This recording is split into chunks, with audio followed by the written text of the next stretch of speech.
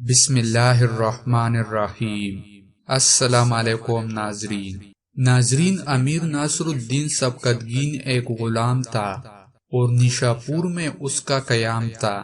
صرف ایک گھوڑا اس کے پاس تھا جس پر سوار ہو کر جنگلوں میں شکار کی تلاش میں گھوما کرتا تھا۔ ایک دن شکار کی تلاش میں پھر رہا تھا کہ دور سے ایک ہرنی نظر آئی جو بچے کو ساتھ لیے چرنے میں مشغول تھی۔ اسے دیکھ کر اس نے ایڑ لگائی اور بچہ کو پکڑ کر شہر کی طرف چل پڑا۔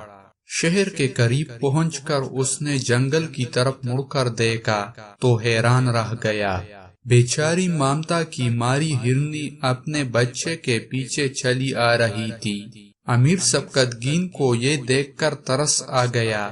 سوچا میرا تو اتنے سے بچے کے گوشت سے گزر نہ ہوگا، البتہ اس کی ماں اس کے صدمے سے نڈال ہو جائے گی، اس لیے بہتر یہ ہے کہ بچے کو چھوڑ دوں۔ چنانچہ بچے کے پاؤں کھول کر اسے آزاد کر دیا۔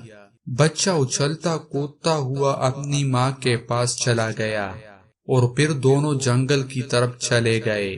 واپسی پر ہرنی مڑ مڑ کر امیر سبکتگین کی طرف دیکھتی اور آنکھوں میں رحمدل شکاری کا شکریہ ادا کرتی جاتی تھی۔ اس رات سبکتگین نے خواب دیکھا کہ حضرت رسالت مآب صلی اللہ علیہ وآلہ وسلم فرماتے ہیں، سبکتگین اس کمزور ہرنی پر رحم کر کے تو نے ہمارا دل خوش کر دیا۔ تو ایک دن بہت بڑا بادشاہ بنے گا۔ جب بادشاہ بنے تو اللہ تعالیٰ کے بندوں پر ایسی ہی شفقت کرنا تاکہ تیری سلطنت کو قیام و دوام حاصل ہو۔ اس دن کے بعد سے سبکتگین اس خواب کو سچا کر دکھانے کی کوشش کرنے لگا اور آخر کار ایک بہت بڑا بادشاہ بن گیا۔ تو ناظرین، یہ تھی بہت خوبصورت واقعہ۔